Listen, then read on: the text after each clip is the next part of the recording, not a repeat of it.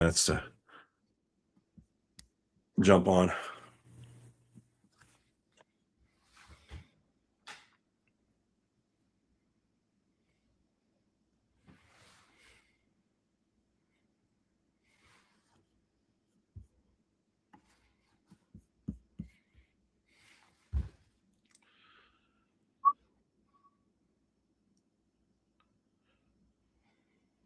Are we on? No. Yes or no? Yes. Okay, we're live. Good. Hey, everybody. Let's see. Just give them about another minute to jump on. It's usually we go at 8 o'clock, and this will. Whoa. Let's confuse our folks at. Peterson? I don't know if it's up here. Yeah. What we got here? I can't see anything. 49 on Substack, and yeah. There we go. Oh, somebody from Toronto. Truffles mom. That sounds delicious, Truffles mom. You should send us some truffles. Not to Peter. Guys, we're going to talk a little bit about this Hungarian election. I know it's like a lot of folks thinking, why Hungary? Why does it matter? There's a lot of reasons it matters. But we're going to start talking about, it's weird. Got a little sound thing going on. That is. I don't have a mic or anything anywhere close by. Do you have an extra? No, I think mic? it's text coming in for me on my end. Oh, yeah. Okay. Truffles was my Cocker Spaniel. That doesn't sound delicious. Truffle.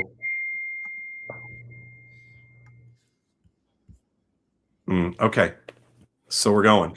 So, hey, everybody, thank you very much for joining us tonight. We're doing this kind of short notice because Peter's available. And just to give you guys a quick recap, Peter and I worked together at 60 Minutes, where he was Mike Wallace's producer. And we worked on a number of stories together. You guys probably saw him in one of our last podcasts. We love to partner up on stuff. And just to give props to Peter, and it's relevant to our conversation tonight. Peter was the director of a movie that's out now, a documentary called Bribe Inc., which is a fantastic movie about the largest global bribery scandal in history, which takes us to Hungary, frankly, because there's tons of corruption in that country. And Peter, just give us a recap of why this matters, why Orban's loss today matters so much, or yesterday. Yeah, it's a couple levels. I mean, Hungary's a small country. Let me just put my own positionality here. I'm a Hungarian citizen. Hungarian's my first language. I lived in Hungary, so I know the country well, and I love the country. I care very much about the country. So obviously it matters to me. But your question is a reasonable one. Why does it matter to 330 million Americans? Number one, Hungary was a leader, really was on the vanguard of the kind of movement, the conservative movement that we're seeing worldwide.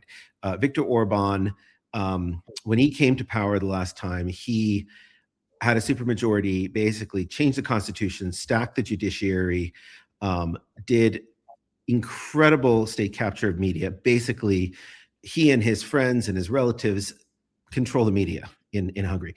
And he was very open. He's a very smart guy. I have a good friend who went to law school with him. He's a super smart guy. And he was very open. He said, look, you don't have to have liberal democracy. You can have illiberal democracy. And it was kind of a mind-blowing idea at the time. And I mean, it's not the first time it's been, suggested. Fareed Zakaria wrote a paper in 1998, suggesting the idea that you can have democracy without liberalism. But Viktor Orban was like, hey, let me try it. And that's really what he's done. He kind of lives in this area of, free but not fair elections, right? The elections were free. He lost and he conceded.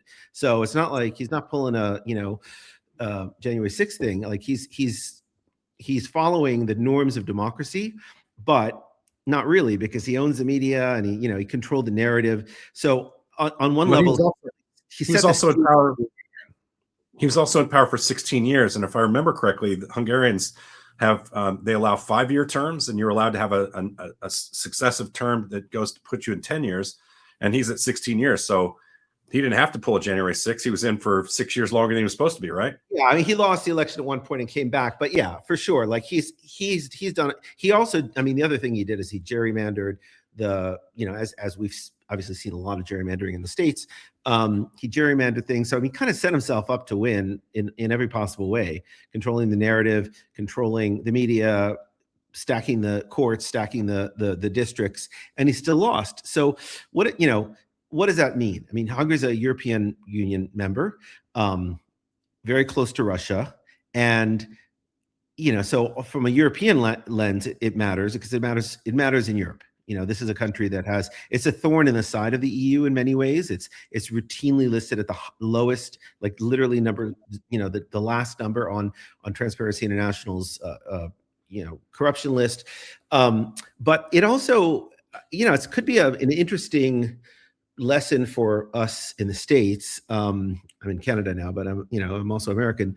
And I vote in the US, so it matters to me that, just even if you stack it, even if you do all these things to kind of keep your power, the public ultimately, if you do have real elections, if elections actually count, the public ultimately is going to decide based on their lives. And the lives in Hungary sucked. Because he was pulling all these things, the EU pulled a lot of their funding, business fell apart. The lifestyle had really collapsed. The economy in Hungary was really, really bad. And people were just fed up with that. People were fed up with living amongst corruption, really open corruption. Like Orban and his family members were making hundreds of millions of dollars. I don't know if you saw some of the victory celebrations. There were people in zebra costumes. And I think a lot of people are like, what? Why are there people in zebra costumes? Because Orban, I think his father has like an estate with like its own exotic zoo, and he was like trying to get a zebra. While people are trying to get of him. Yeah, it's a very Saddam Hussein, right? Yeah. And so people are struggling, and then the leader and his buddies are making off, with hundreds of millions of dollars. People get pissed off about that, and if you actually let people vote, they're going to eventually vote you out. To me, there's a lot of little interesting side notes here. One of which is you have, first of all, Peter Magyar crushed him in the election. I mean, 138 seats to 55 seats for Orban's party, which give them an automatic supermajority. Turned it around quickly, but it wasn't without like a lot of work. I mean, the Hungarian people for years now have been protesting him on massive scales. In Budapest they have been turning out in the millions to protest him for all this time while he's holding on to power. And Magyar has been not exactly like, this wasn't a late campaign. He's been campaigning for 2 solid years, giving as many as 7 speeches a day.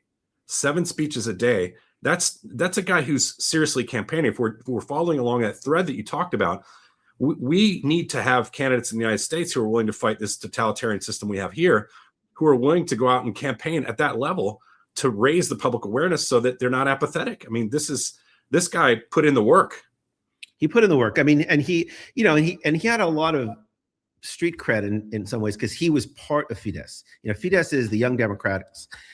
This is a party, just to give the quick context, and then we'll get back to Peter Magyar. I mean, Fidesz was a party that I wasn't a member of the party, but I was very much a fan of, and I was a fan of Orban, and I knew Orban. We were both young Hungarians living in Hungary in the early 90s. Like he was instrumental. I don't want to say instrumental, but he was significant in helping the transition from Soviet control in 1989. He was like a hero and a young guy in his 20s who helped start this party that was meant to be this progressive party led by young people. And eventually it became this very right-wing, organization or party. And Magyar was part of that. And he broke with the party over corruption, at least publicly. That was the reason. I mean, he was also married to someone at the party. There was a lot of personal stuff, but basically the story is essentially that he got frustrated with the corruption and he left. So then he joined this other party or formed this other party that, that is also center right. But so, he wasn't like some radical lefty who was going against a radical right guy. They're both in the same space. They're both in the same kind of political arena. One is just super corrupt and one is just, trying to be a normal conservative, with all the trappings of conservatism. I mean, he's anti-immigrant. He's got all that stuff. but without the kind of radical corruption that, and the other part about that Orban, I mean, this is, you know, I don't live in Hungary anymore, but I still have lots of friends and relatives there. And, you know, what I hear from people there is that they really felt like Orban was out of touch. A couple of years ago, he was reelected with a landslide, and he pushed the whole Ukraine thing. And this is when Ukraine was first starting, you know, when it was kind of emerging. And he's like, look, we don't want to get pulled into Ukraine. And, you know, Ukraine is right next to Hungary. In fact, you know, the part of Ukraine, the western part of Ukraine, was part of Hungary. My grandfather was from that part of Hungary. And I've been to that part of Hungary, of Ukraine. People speak Hungarian. So, you know, there's a part of Hungary that part of Ukraine that's very connected to Hungary. And there's been this fear that it would get sucked into the war.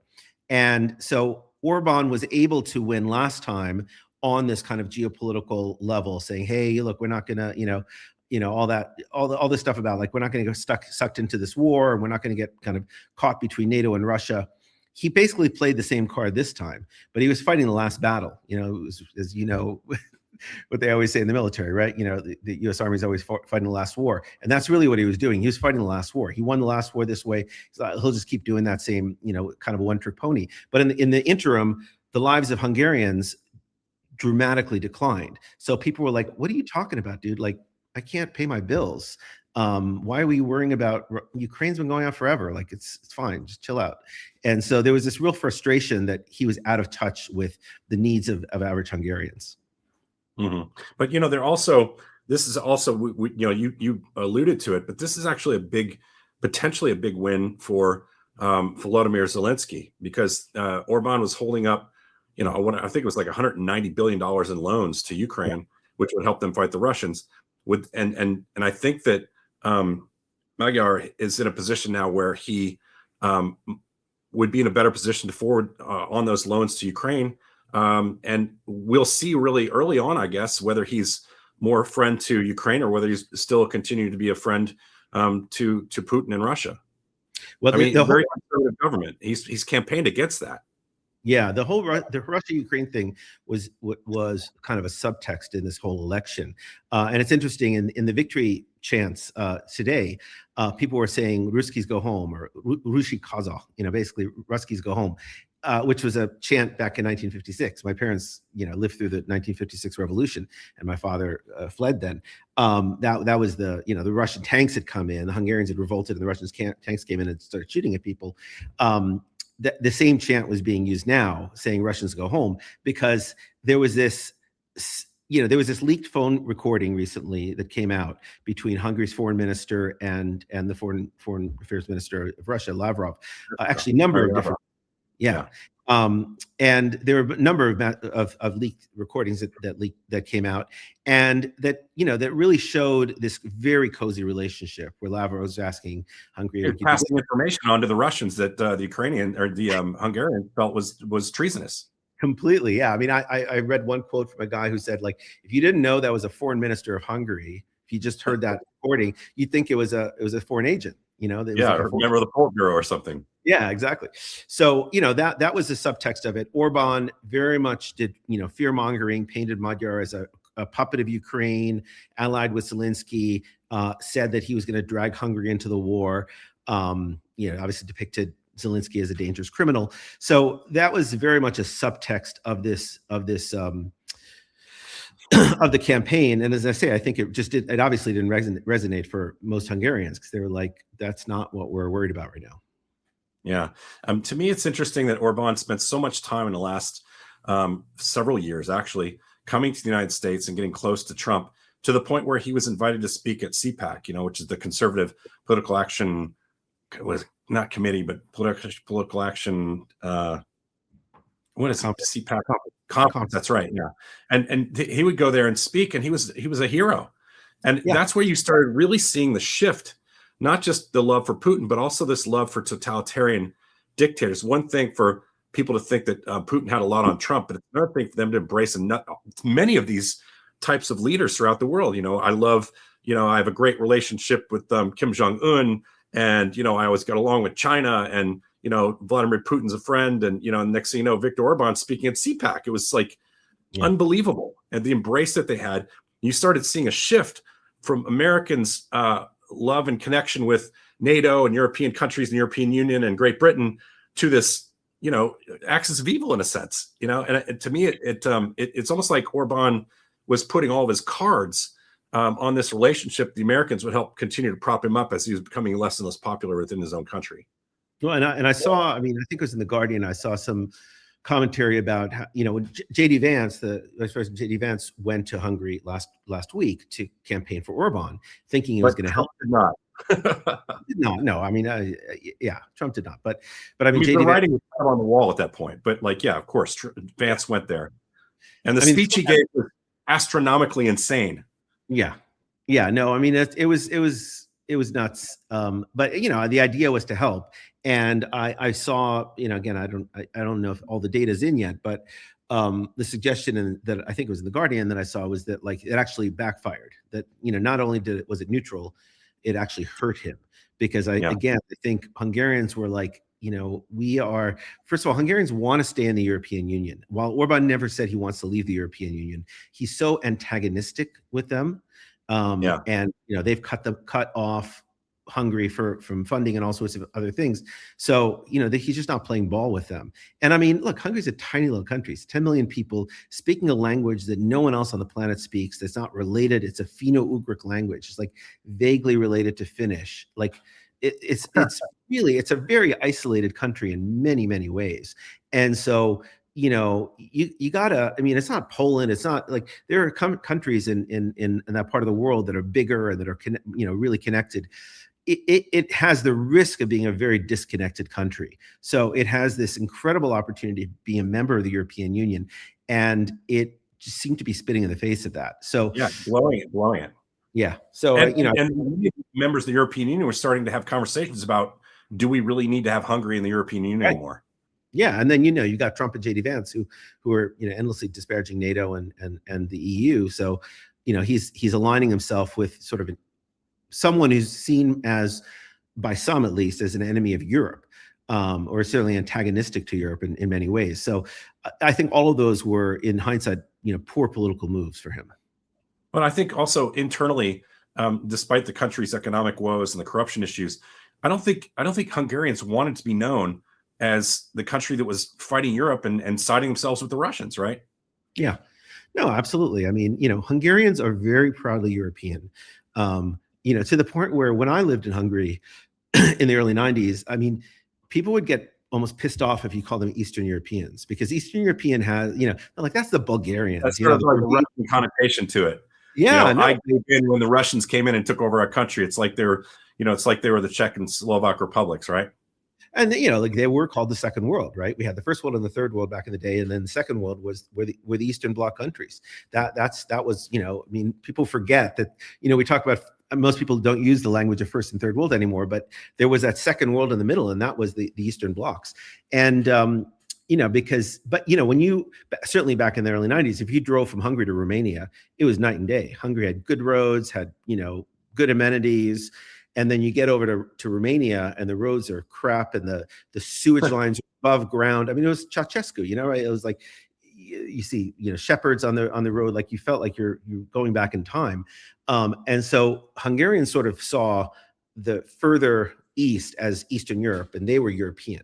They were it used to be the Habsburg Empire. My father was born in 1909 in the Habsburg Empire in Hungary. He never moved. My father lived in 3 different countries in his lifetime without ever having moved, because Hungary kept changing and getting conquered and losing wars. But it was an empire, right? It was the Austro-Hungarian Empire. It was a big deal. Yeah. I think most people forget about that Hungary, the Hungary that was an empire, like Rome was an empire, like the Persian Empire. These were countries that controlled regions of the world and were conquering the world as far as their horses would take them, right? And I think, and Alexander the Great, those are the empires of those 1,000 years. And, there were proud people because of that, just like the Iranians are proud people. Just like the Italians are proud people standing up to their own prime minister right now about their position on things. And I think that, from my perspective, anytime I've spent some time in Budapest when I was younger and going back and forth to Bosnia and stuff like that, these are people that don't want to be associated with being backward. They're not Albania. They're not, like you've suggested. They're not Romania. They're not, and they want to be known for prosperity, as they once were.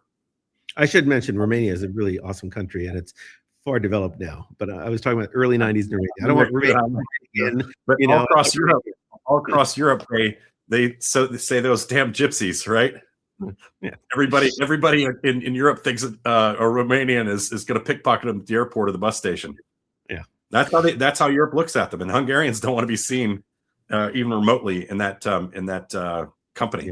Yeah. So for me, it's also as interesting that Orban conceded within minutes of only 30% of the vote was counted. So let's just wrap this back into a little bit of the United States. I mean, we have a very similar situation going on here. People are now getting ready to get crushed on gas.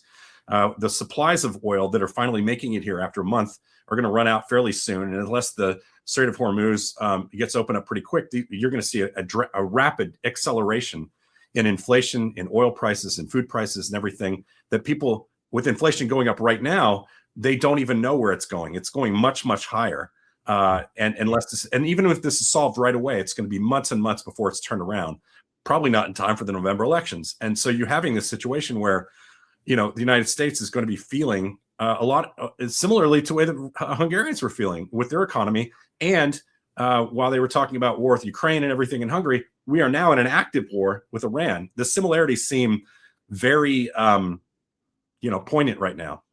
Yeah, you can imagine books being written about comparing those two, really, because they really are poignant. I mean, Hungarians were dealing with bread, and they were being fed circus, right? They were dealing with the challenges of feeding their families and just getting by, and they were given this but what about the boogeyman? What about Ukraine? What about And same thing here, right? We're being distracted by the on this geopolitical level on all sorts of issues when Americans are just trying to get by and pay their bills. And as you say, oil prices just are skyrocketing. It's not even because of supply to us, it's global supply, right? If global supply is curtailed, prices are set globally. We don't set the price of oil in America. It's set globally. So, Canada is the biggest supplier of oil to the US. So US is still getting oil, but because the price is set on a global level, it's going through the roof. Yeah, and like Trump says, we've got all the ships are coming here, and they're going to be picking up our oil and bringing us our oil, and you don't need to worry about the price of oil and gas. I mean, I guess MAGA does not understand that any oil that traverses through the United States, whether it be through the Keystone Pipeline or oil that we energy and oil that we get here in the United States, whether it be Alaska or the oil fields of Texas, all that oil is going out to a global market. Right, for everybody to bid on, and that drives that price up. We don't just go, well, we keep it all for ourselves, because these are companies. This is a privatized industry. This is not a industry run by the government. The government has no say in what global oil prices are, and certainly making those promises. Right? I mean, it's a legal cartel that sets the oil prices. So it is a very complicated on an economic level. It's complicated. So it's not a simple supply and demand to us. It's all based on global supply, which is why the Strait of Hormuz situation is so catastrophic to everybody in the world. Just since we're on the Strait of Hormuz, I wanted you to talk a little bit about, I've talked about on my podcasts and my reels in the last few weeks, how significant Pete Hegseth's disbanding of the Pentagon press corps has been, and the rulings that they've had against him. And they still seem, not reluctant. They will not put media on the battlefield, seeing what's going on there. And I want you to talk about, the wars that you and I have covered together, frankly, from Iraq to, places, chasing Joseph Kony down, Central African Republic, and other conflicts around the world that you and I have been involved in and covering together. Tell the viewers here how significant it is and what he's done. And, I just tell my viewers so far, I tell them, do not fucking believe a single word that they say, the administration, as it relates to battlefield victories, when we're winning and when we're losing, casualties on the battlefield, which I think is a little more tricky, because I think if there were more than we thought there would probably be numbers out there, because there'd be families complaining about it a lot more. But I do believe that there's probably higher numbers than they're releasing. But that's the one thing that I probably give them a little bit of credit for, because getting caught lying about that. But they did have, an interview recently that came out where some of the people who were involved in the bombings in some of the Gulf states came out and said he's lied about us being in hardened buildings, and that it was just trickling through a little bit of what he calls squirters, which is actually the wrong term that he's using there. He's talking about missiles that squirt through and hit, but they were saying no, it was much more robust than he's suggesting, and we were not in hardened structures when they came in. So he's caught lying about that. But I just tell people, do not believe anything he says. In wars past that you and I have covered for 30 years, it's always been people who've been there to witness it and see it, and that's their checks and balance on the system. And sometimes they win and sometimes they lose, but they always get an honest representation of what's going on there. And we do not have that now in any way. Right. Yeah. I mean, look, every war is going to have war crimes. Every war is going to have atrocities, mistakes, civilian casualties. And oftentimes the military will cover that up, but eventually it comes out because there are journalists around. Abu Ghraib, the list goes on. But if we're not around, if we don't have any access, this particular war is a particularly difficult one to cover, as you know, because it's an air war. So, we even in the sort of quote unquote best of times when we had, the best possible access, we're not going to be on the ground, watching bombs fall, right? Because if there aren't ground troops going in for us to embed with, we're not going to have access. But we would have access to the Pentagon. And we'd have the other thing, Peter, is if we were in Gulf states where they had U.S. bases, where I've been many times in my career, and they're bombing the shit out of them to where people have to live in hotels, right, we would know and see that, and we would see like the Kayak building in Qatar get whacked by missiles, and them having to move those operations. We would, on carriers, if planes were flying in, and they'd been shelled to pieces, and they were slapping themselves down on the carrier decks, we would see that. And they were literally flying into other airplanes on the deck because they can't control their landings. We would see that. Now all we see is pictures of those things that get leaked out. So we know that stuff is happening, but we don't know the extent of it. And if we were there embedded, we could at least ask those questions. And right now, the Pentagon press corps doesn't really exist in any real way. And the people who are covering it, literally the MyPillow guy was covering Pentagon press briefings, and Laura Loomer and Matt Gaetz was covered. It's just preposterous. And that's the best that the Pentagon press corps can be right now.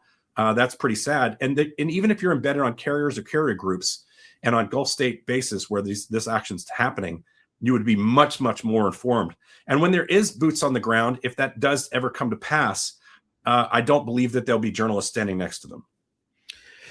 Yeah, it's a grim period of time. It's not just the U.S. Gaza has been, this horrific atrocity that there's no eyeballs there except local journalists, and local journalists aren't trusted by a lot of people in the world because they're seen as biased. And so they're all getting shot and killed anyways, by the way. And they're getting killed. The highest percentage of journalists killed, certainly in our lifetimes. So you do have these situations going on, and then of course you have South Sudan, which no one even bothers to cover. So it does feel like a particularly dark time right now for war reporting, where we're pretty blind on what's going on. This is maybe it's wishful thinking, but let me step back for a minute. I've managed and I've observed Pentagon reporting lately pretty up close, and I've gotten more and more critical of the coziness of reporters and the military over the last, and we've seen that, I've seen it, develop over decades. Started with Tory Clark back in the Gulf War, where she was like, we're going to embed people and, embed them in more ways than one. So there was this risk of us being indoctrinated into and being controlled in some way. I don't think you experienced that. I haven't experienced that, but there was definitely some elements of trying to control us, and it's creeped. So I would love if this is a period of disruption that is disrupting some of that, basically giving journalists free transport to war zones to kind of get their content, but don't be too controversial, so you can do another embed in the next time. It's expensive, right? To get on a helicopter and stay in these fobs, without their permission, you don't have any access, right? So there had become a bit of a quid pro quo I've seen between the press corps and the military. And I'm hoping that this is a difficult balance, and I've talked about it in my podcast in the past. You're in a situation where you have to stay and you have to report, but you also have to be firm on what you allow. So you got to sign on these 20-page documents, contracts with them to tell them what you will and will not do. And you sign on to it, you better adhere to it or you get kicked out. Where I drew the line was if they tried to push me beyond that and said, well, you can't put this piece on the air. We did this piece with Navy SEALs, and we saw some stuff that happened. And they said, I got a call from the commander and the colonel of special operations in Afghanistan. And he said, well, you can't put this on the air. And I said, well, you actually have forced me to put it on the air now because you've told me I can't. And that's just not right. The Ranger That's story, right. Yeah. Pardon me? The Ranger story you did as well, right? That also I've had it happen many times in the past, and they literally have told me you will be blackballed from U.S. Special Operations. And I've said, well, what do you expect me to do? This is war. This is what it's like. It's the fog of war, and I'm not going to not put it in my story. And it's very intimidating when they tell you you're not going to be having access to the world that you cover for a living. Yeah. But in the same respect, I've also gone places and like in Mosul, in Western Mosul, where in Eastern Mosul, and they told us you will not be embedded. We don't have an embed program. So I said, fine. And I rocked up and stayed in the building right next to where they were. And they couldn't say a fucking word about it. And that's always much more, they might not give you the access that you want, but eventually they figure out that they need to involve you in some way because you're going to report on it anyways. They'd rather have you close than have you outside of the loop. So I think you just have to press and have a certain degree of ethics because, as I've said in the past, once you lose your credibility, it's like losing your virginity. You don't get it back. And I think we all experienced that and seen it before. Yeah, no, and I mean, look, I've almost always have opted for not embedding. I mean, even in Yugoslavia, everybody else was following the UN and doing all the, staying in the hotels, and I did my own stories. I did my own thing. I had the privilege in a way because I had a Hungarian passport, I had a Russian car, I drove around and I spoke some of the language, and I got stories that nobody else was doing. That was my advantage as a 20-something-year-old journalist, right? We covered the same conflict. I was 24 and I was in Bosnia, and I was driving around in a Croatian rental car, getting dragged out of the car because they said I was a spy when I was in Bosnia because my license plate said Croatia on it. There were no embeds then, but the UN was there. I did have a UN press credential, so I could get around. But they didn't like us anyways. They just saw us as a nuisance because there was a lot of UN corruption going on. The people, with the prostitutes running out of the back of the armored personnel carriers and all the crazy stuff that was going on, especially in Kosovo after. I think that Bosnia 93, my first conflict, and it was really good because I realized that you could still cover things if you weren't with those folks, if you weren't embedded with them. But I think that there's a delicate balance there, and that there could be a balance. It's always good if you do some embeds, but then you step aside and you go back and do stuff that's not embedded, and you can see the other side of it. But when you're walking through a village with a bunch of U.S. soldiers, you can't really pull a local aside and say, "Tell us what it's like having the Americans here in your village." Yeah, it's not going to happen, right? Yeah. So you have to either go back or you have to try to get it in some other capacity, in some other way. I want to just make a note of what a huge victory this was, but that we still don't know what this means for Hungary because he is a conservative candidate. You likened it to me a few minutes before the podcast as, yes, they're both conservative candidates, but one's like Donald Trump and the other's like George W. Bush, right? Yeah, I mean, it's a crude analogy, but yeah, I mean, he's Peter Magyar is conservative. He's a younger guy, born in the 45 years old. He's a center-right guy who is anti-immigrant, and I mean, Hungary's anti-immigrant stance is an interesting one because, on the one hand, they're very nationalistic. You referenced before, like Hungary used to be this empire. The Treaty of Trianon took away all this land, and then basically it lost its empire, it lost part of Romania, it lost part of Yugoslavia, and so these regions, it became a smaller country, and it became more nationalistic and wanting with really aspirations of getting those greater Hungary parts back. People still talk about that, generations later now. People have moved on. They've become members of Ukraine and Romania, etc. But Hungary still wants to take them back. So there's always been this kind of protectionist sense there. And when the Syrian war started, Hungary put up pretty strict walls. They're like, we don't want a bunch of people coming through here or staying here. There was this real anti-immigrant fervor. On the other hand, they had huge amounts of work permits they were giving to foreigners because they had underemployment, or underemployment. Yeah, they needed workers. So there's always been an interesting kind of mix there. But this guy Peter Magyar is very much anti-immigrant, has a kind of right-wing, center-right credentials. From what I can tell, he doesn't have the anti-Semitic stuff that Orban had. I mean, when I remember the last time I was in Hungary, there were these gigantic billboards of George Soros with, like, you know, a big hook nose and, like, you know, long fingers Yeah. money hanging out of his pockets. And it was like, I mean, they hate George Soros, you know, who's like this really progressive American, Jewish, Holocaust survivor, Hungarian guy who's, you know, billionaire and funds a lot of liberal causes in the US, but also funds a lot of liberal causes in The one billionaire that MAGA doesn't like. the one billionaire MAGA doesn't like. I mean, they hate him. And so, you know, he is a huge thorn in the side of Hungary. He started a university called Central Europe University, which originally was in Yugoslavia. I mean, in Czechoslovakia and then Czech Republic when it split, and then moved to Budapest. Was in Budapest for many years. Was run by the former Harvard guy who's the head of the liberals in Canada. And you know, it was a really good university. Harvard guy, head of the liberals in Canada. Yeah, what's his name? The former, what? No, wasn't. Didn't Carney go to Harvard as well? No, he went to. Didn't Carney go to Harvard? Probably, yeah. I'm sure. I think he did, and he's now head of the liberals in Canada. So we're talking about a different guy.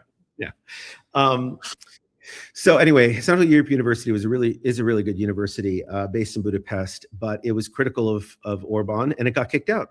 And now it's in Vienna. So there was this, and it was funded by George Soros. So, you know, there was this real anti-Soros fervor that got pretty dirty and messy, particularly around kind of anti-Jewish tropes. I don't think Peter Magyar is like that. I think he's kind of a kinder. I mean, you know, you reference my comparison. I mean, George W. Bush. You know, I mean, I think fundamentally he was a good guy. Like, in his heart, he was a good guy. I mean, he started PEPFAR. He changed world, you know, HIV. Like, I don't think he was necessarily an ill-intentioned person. You know, he wasn't the smartest guy, and he was manipulated by a lot of people around him. But I think Peter Magyar is also not necessarily a bad person. He's just, you know, he happens to be a conservative guy, and maybe has some political leanings that you and maybe some of your, you know, audience here wouldn't necessarily agree with. But I don't think he doesn't have the same kind of vile approach that Orban had. And I mean, I've been very openly critical of Orban. I mean, I'm a journalist. I'm a traditional journalist. You know, I'm not a pundit. I'm not a whatever.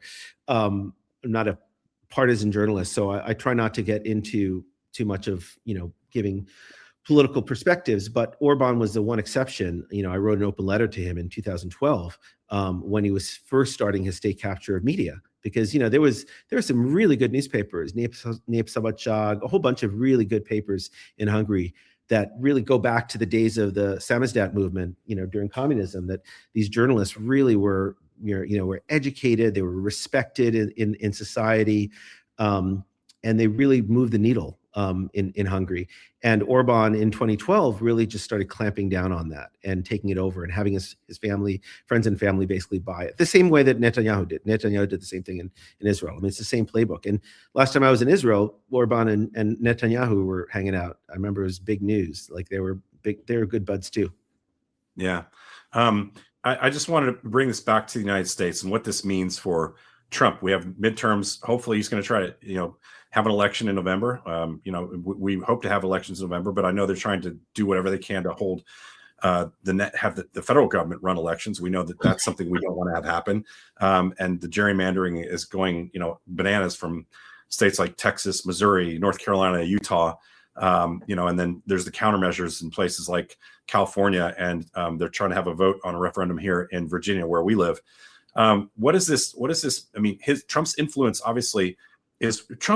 wanes outside of the United States, where he has no political control over anything, and he can't write laws or write executive orders. That's, to me, the big difference between why he's unsuccessful in Europe and around the globe and why he's so successful here. He just fucking ignores the laws that are in this country, but he can't get away with that shit outside of this country's borders. And so, but in reality, you know, his influence over Orban's election and JD Vance's influence was really hurtful. But it also may signify this sort of global dominance of him, and especially seeing what's going on in Iran. You know, he's not got a handle on the things. But what do you think this will have any carryover into the world that we live in here in the United States going forward in the next few months? Obviously, he's taken a hit. This is, you know, when he endorses a candidate, he expects him to win, and then he always says, "Oh, I didn't endorse him." Look, I mean, there is a universe. I hope it's not the universe we live in, but there is a scenario in which you can imagine the lesson that some people might take from Orban's loss is this illiberal experiment was fun while it lasted, but you know, illiberal democracy paid off for a long, long time for Orban, made him extremely rich, made his family extremely rich. But maybe the free part of the elections, even if they could control the fair part, the free part of the elections wasn't such a good idea. So, you know, the Vladimir Putin approach, the Saddam Hussein approach, the Kim Jong-un approach guarantees a win. And you know, that I hope it doesn't push the US and other countries to look at Orban and say, okay, you know, maybe we need to tighten things up even more. If as long as we are, you know, in some modicum of a democracy, and we're keeping that notion of having, you know, proper real elections, it might send a message that at least let's think about, you know, what the needs of our people are, rather than our demagogic approaches or, you know, our own politics.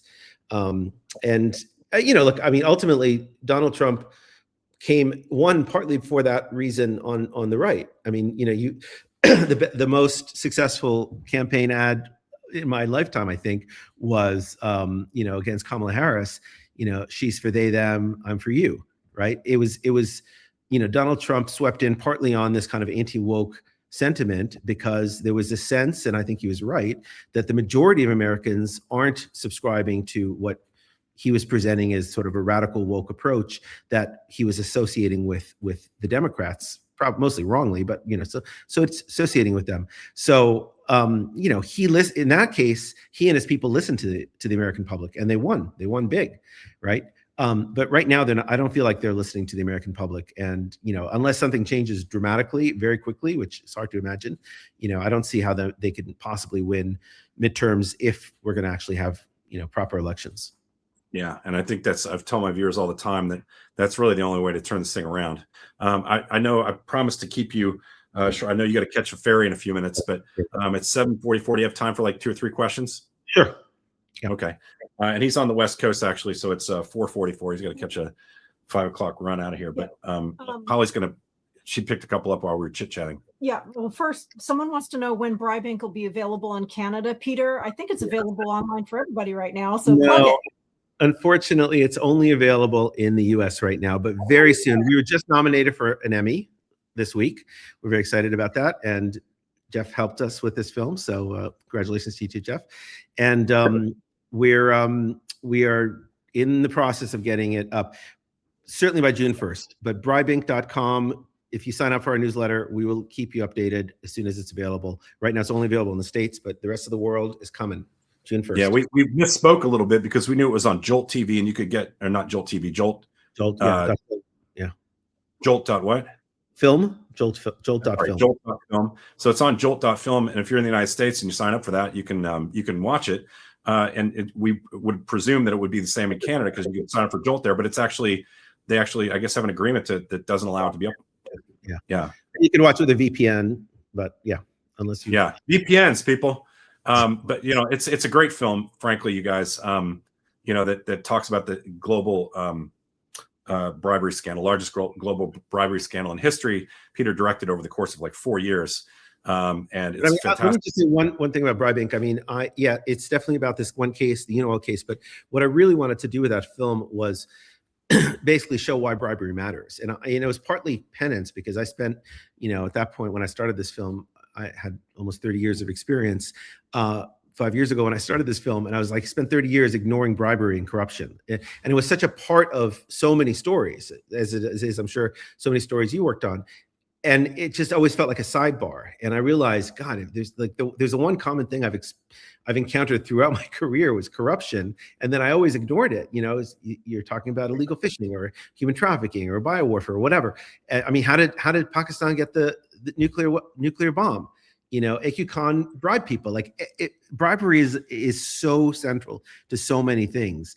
And so I wanted to be able to use this film to show why it matters, using Iraq as the example. And the Iraq and Hungary comparison is pretty strong because, Iraqi young people in Iraq have been protesting madly. The whole Tishreen movement emerged out of, and frankly, Muqtada al-Sadr, who we talked about last time when we met, the Shiite, longtime Shiite leader, they've all gained huge political capital by pushing against corruption in Iraq.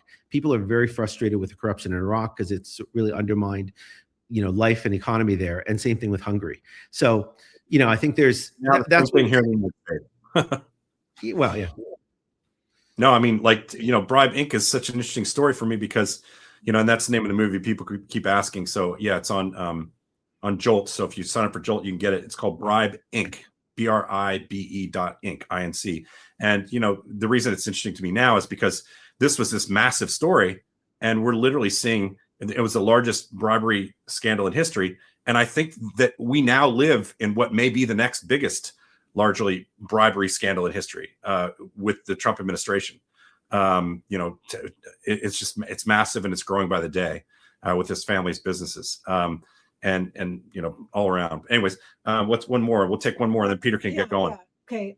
Thanks, Flora, for chiming in with great questions. We'll take the first one. What lessons can the Democratic Party here in the United States learn from Orban's defeat? Yeah, what lessons can the Democratic Party learn from Orban's defeat, Peter? I mean, you crystallized it pretty well. Like Peter Magyar was killing it. He was out there, 7 speeches a day. Like the opposition galvanized around one person. I mean, and it's a little bit of a different system than we have obviously in the States where, Obama, who the hell was Obama? He was like some dude who gave a speech at a convention, who was like a junior senator. He was a nobody. And yet through this process, eventually became this, obviously a very successful political leader and two-time president, but it took a while. It took a while for it to galvanize around him. And I think that I like that about our system in the States, where it's, you don't have chosen people. I mean, sometimes you do, but for the most part, certainly back in the day, some of our best leaders emerged organically, certainly on the Democratic side. I think, for all of criticism of Clinton, I thought Clinton was a pretty good president in many ways, also emerged pretty organically as some random, governor of Arkansas, some dude from Arkansas, So, I mean, we don't have that leader. I think that we saw the gasp a couple of days ago when Kamala Harris was like, I'm thinking about running. And pretty much the country was like, no, don't do that. And I think her running would undermine the emergence of someone like Peter Magyar, who's young, who's energetic, who's like, I'm here and I'm going to trounce this guy. We don't have that right now in the US, which is weird because it's a big country with a lot of good people, but for some reason we don't seem to have a clear. So to your question, I think the Democrats the lesson they could learn is get behind someone and really start about it. Yeah. Yeah. I mean, to me, I like Gavin Newsom in terms of attacking and being able to argue with people about the importance of the government and how it's an existential crisis for us. He's got issues, but he's willing to fight in a way that, Chuck Schumer is not. You also have somebody like Pete Buttigieg, who's got that whole thing going on for him, which is that so many Americans won't elect him because he's gay. He's got that problem, and he's a brilliant guy, speaks 7 languages, who has military intelligence experience. He's fought for his country, served in the administration under Biden. And so to me, it's extraordinary that some of these people can't rise to the cream of the crop, but there are people out there. They just need to figure out which ones they really want to have running the country on the Democratic side. And I think, anyways, let's see. Do we have one more? You have time for one more? Sure. Okay. Thanks. See, how will the EU and NATO benefit from this? How will EU and NATO benefit from this? Well, I mean, obviously, yeah. Go ahead, Peter. No, you go. I want to hear you. Yes. I mean, obviously, having continuity within NATO and the EU, and not having one country that can come in and try to break up deals that are happening as it relates to countries like Ukraine, is massive and really important. I mean, sometimes all it takes is one country to stop something from happening. You see that a lot in the United Nations with the Security Council. Everybody has a great idea, and then one country comes in like China and goes, nope, we're not doing it, has veto power. So I mean, I think that you'll see that across all sorts of governmental organizations, and whether it's NATO, the EU, or the UN Security Council, having this continuity there, it helps streamline Europeans' ability to get things done. Because right now, the Trump administration is just is throwing everything it can to try to harm these organizations, and it's done a really good job at it. But I also think what it's doing by doing that is creating a Europe and a Canada and other countries like it, especially even in Asia, that have decided they're not going to put up with this shit anymore. They're going to realign themselves militarily and economically, and we're going to be worse off for it here in the United States. I mean, look, one of the secrets to the success of the United States is that we have 50 very diverse states who all rode in the same direction in most cases. I mean, obviously the Civil War was a problem, but certainly post-Civil War, like there was a sense that all the countries have a common goal. They may have different, perspectives on certain things, and we have states' rights and all that. Europe is in many ways like the US under states' rights. Each of these countries, obviously they're independent countries, they have their own leadership, they have their own languages, their own histories, but their strength is in their numbers. I mean, Luxembourg or even Austria, like these are tiny little countries that don't have a lot of power on their own, but together they have enormous power, both economically and militarily as members of NATO. But it's when those individual countries start really undermining everything that's being done, as we see in the states now. We do have some states that are really starting to row in different directions and pulling the fabric of the country apart. It's a crude analogy, and expert political scientists in your audience are probably thinking that I'm simplistic, and I am. But I do see some comparisons. I mean, the whole European Union was forming when I was living in Europe, and I thought it was kind of a crazy idea. I didn't have France and Germany in the same kind of, what the hell, like these countries hate each other, and in many cases hated its other country just about to like buddies, but it kind of works. I don't know, it works. Yeah, I think that comes down to the fact that both countries are highly educated and they've moved past the World War II situation.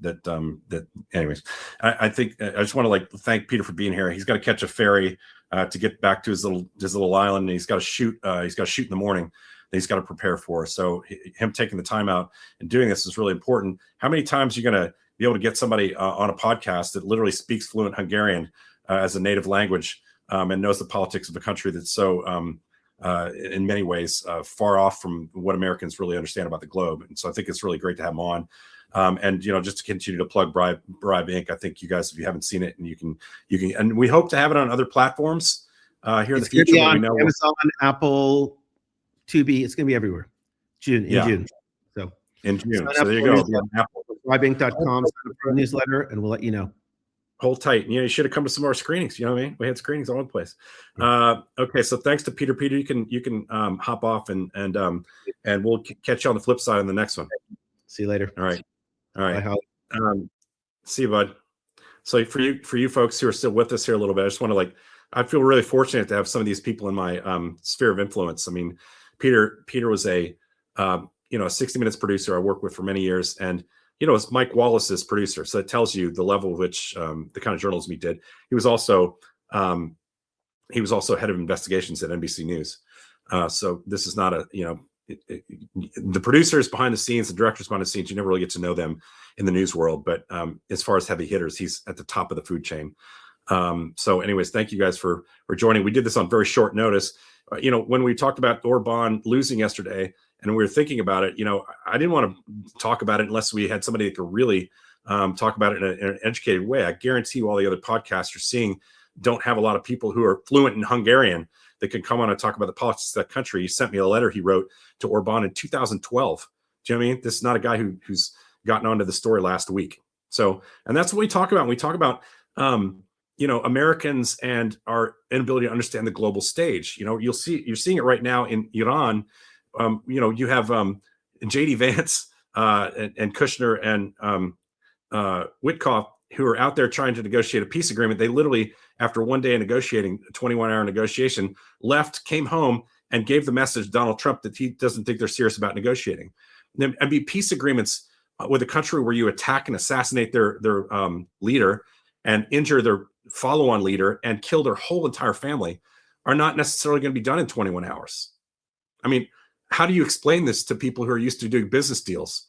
They're not diplomats. They're not negotiators. They're not nuclear arms experts.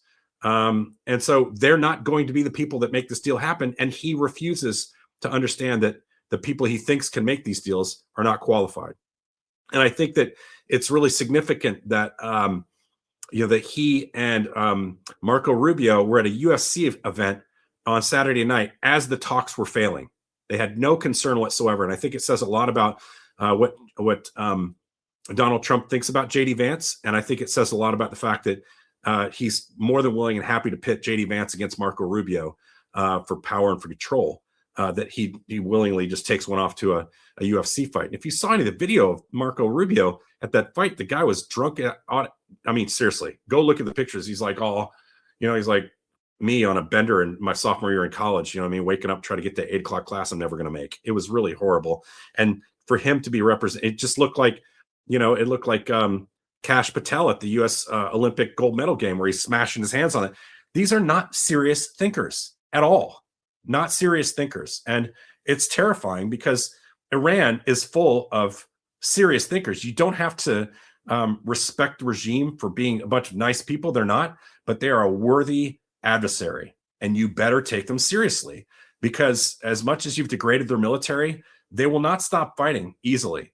And you saw that because they rejected all the terms that Trump put in front of them, which Trump wanted to try to negotiate. And they said, no, you're not serious. You're putting terms in front of us that we can't agree to. Goodbye. And that was the end of it. And then these other clowns flew home. So, I'm going to try to, there's another one here, a pretty big comment here I was trying to find.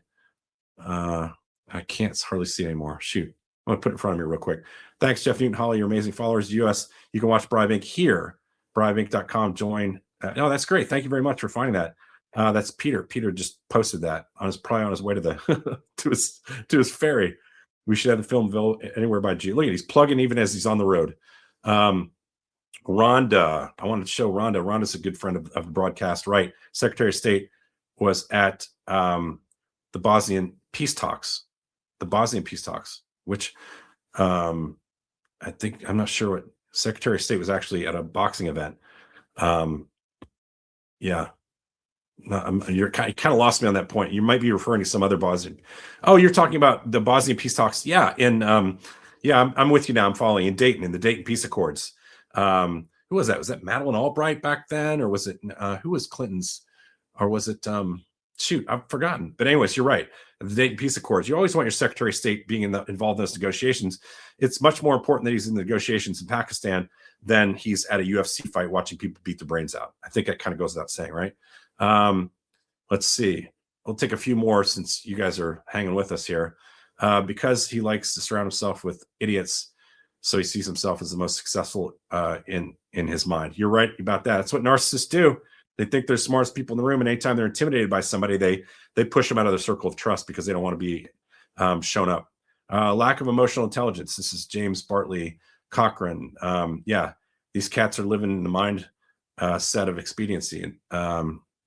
Inventors of algebra. Yeah, that's right. Yeah, that's right. Let's see. Holly, do you have anything? Because Holly and I are seeing different feeds. Yeah, someone asked earlier what are your thoughts on why Orban conceded so quickly? I think he conceded so quickly because the polling numbers were very clear. He was not going to win that election. Sorry, I pulled up a comment here by accident. How do I get rid of those comments? Hi, there you go. Sorry, I didn't mean to put you on notice there so quick, Valerie. I think he conceded because within about 20 minutes after the polls closed, the exit polling showed that he was going to get crushed. In a country of like 10 or 12 million people, he had about 2 million votes, which I think says it all. There was what else, Holly? About maybe two or three more questions if you guys will hang with me. Will there be consequences for Orban now that he has lost? Probably not, because he conceded.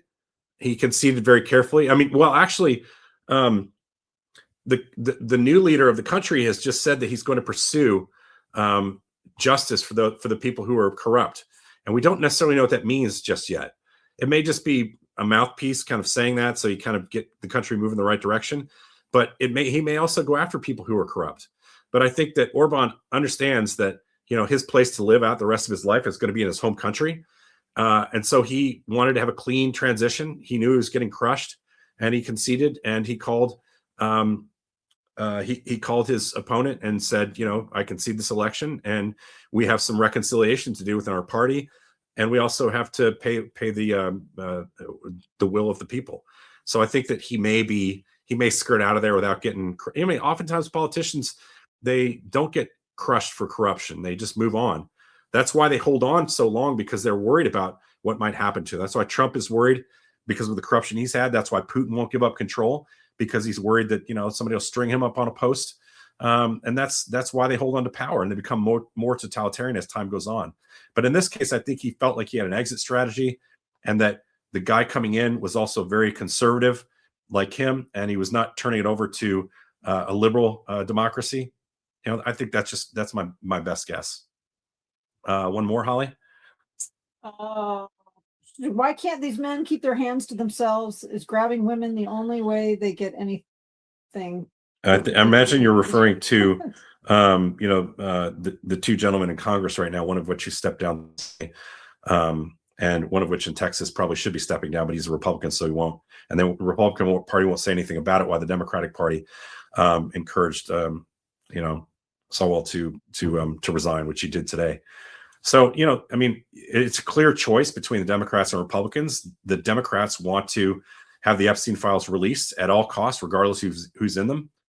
The Clinton family wants them released in their totality. And Republicans, when something like this comes up with the congressman from Texas, they circle the wagons and don't say a word. So if you want an organization to follow that actually wants to hold people accountable for sexual assault, sexual harassment, keep putting their hands on everybody, you're going to have to vote blue. Sorry, that's just the way it is. And evidence of the last 2 days shows that. And if you want these men to continue to get away with this stuff, you're just going to have to continue to vote Republican. So make your choices, folks. Last question of the night. And then I just like you guys to know, if you're on Facebook, you do get a little bit more content by going to our Substack and being a paid subscriber to there. Like last night, some of you guys on here probably would note we had a paid subscriber. We have it every Sunday night where you can just come and we don't talk about anything. We just take questions all night long for about an hour and a half, and it's long, but that's one of the privileges. The other thing, we have these giveaways at our cabins where people can come stay at the cabins. We do that twice a year, and we give out like monthly merchandise to our followers, among other things. So if you are interested in following us and supporting us, which we really need, because we're competing with some heavy hitters out there, you can go on our Substack. It's $80 a year or $8 a month. So you save $16 by getting an annual subscription. So please consider it. And we'll take the last question for the night before we get on with our lives. No more. Okay. So Valerie, wait, sorry, one more. Who's available and capable of running to take over the present U.S. government? Within the Republican Party? I don't know. It's, I mean, Gavin Newsom, I think, is positioned well for an election. And I think you would see Gavin Newsom pick somebody smart. He might pick somebody like Pete Buttigieg as vice president if the country could stomach that. There's so many people in this country that don't want somebody who's gay being in the position they're in. I think that's horrendous because he's a genius. He's a smart guy. He's the only guy who goes on Fox News and kicks the shit out of him every time he goes on.